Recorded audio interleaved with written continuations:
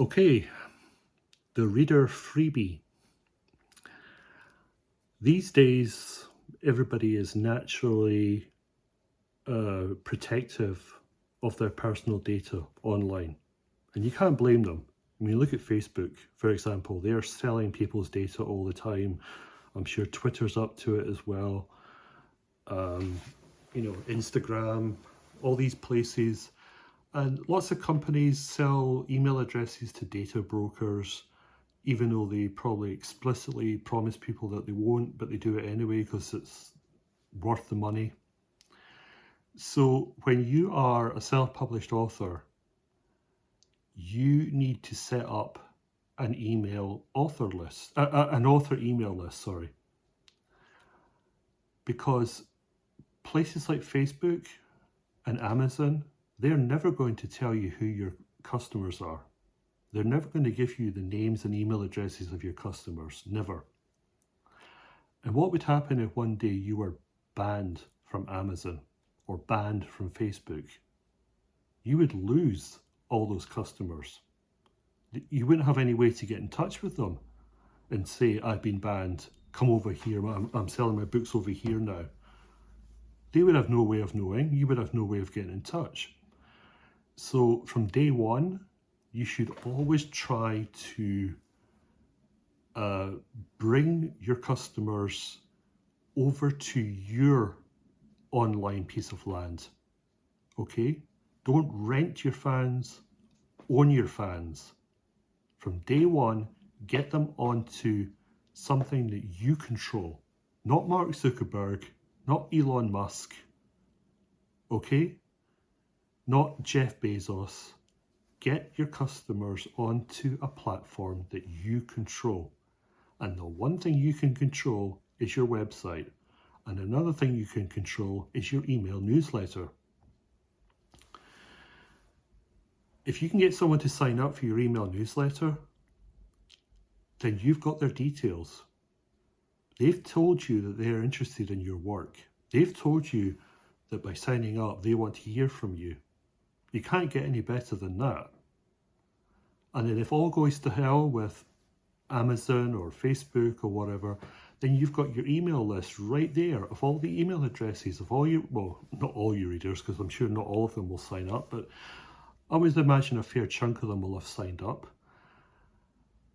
But as I said, people are very protective of their data these days, and they're not just going to hand over their email address on your say-so, even if you ask nicely.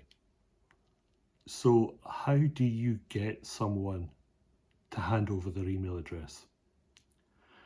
Well, it's the classic quid pro quo. They give you something, i.e. the email address, and in return, you give them something to say thank you. So they feel that they're getting something out of the transaction, other than the delight of your company in the future. They're getting something right now. And this is called the reader magnet. Now, I'm sure you've seen these reader magnets on many websites. You visit the website, there's a big pop-up, it says sign up for the email list and you will get this PDF, or you will get this discount code, or so basically you're being bribed. Let's face it, you're being bribed. They're offering you a massive bribe to hand over your email address. And for self-published authors, it's no different. So the question you have to ask yourself is, what are you going to give your readers? And it can't be something stupid, boring, ill thought out. You have to show them that you value them. And so you have to give them something of value. You have to give them a reason to sign up. So as well as telling them of all the exclusive perks that they're going to get if they do sign up, you've got to give them something up front on day one to say, hey, thanks for signing up, here's a present. The easiest thing for an author is to write another book. I usually give away a prequel to my series. This prequel is available on Amazon for a price, but you can get it for free if you sign up for my mailing list. So if you don't want to sign up, you pay the 99 cents, 99 pence, whatever. And if you do want to sign up, you can save the money and get it for free in return for your email address. And so by signing up, I get their email address and they get a book. In fact, they get 3 books because I give them book 1 on each of the 3 series that I'm writing. So they get 3 books for an email address. I mean, who's going to turn that down? It's free. And if they don't like it, if they look at the books and think, oh, these books are terrible, well, then they unsubscribe. And what have they lost? Nothing.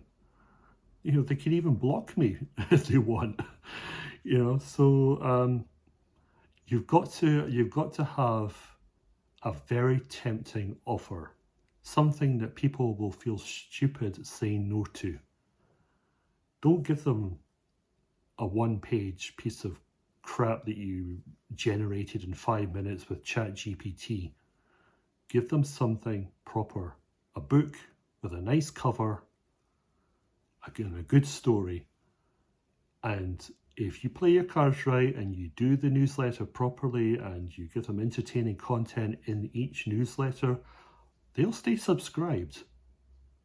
And then, as I said, if the shit hits the fan and you get kicked off all the different platforms, you've got your customers. You've got all their details. Set up a web shop on your website and direct all your customers there. It's not the end of the world. So decide what your reader magnet's going to be. Set up your mailing list. I suggest MailerLite.com. They're the best, I think. I've tried various others, but I always keep coming back to MailerLite. So set up your mailing list with MailerLite.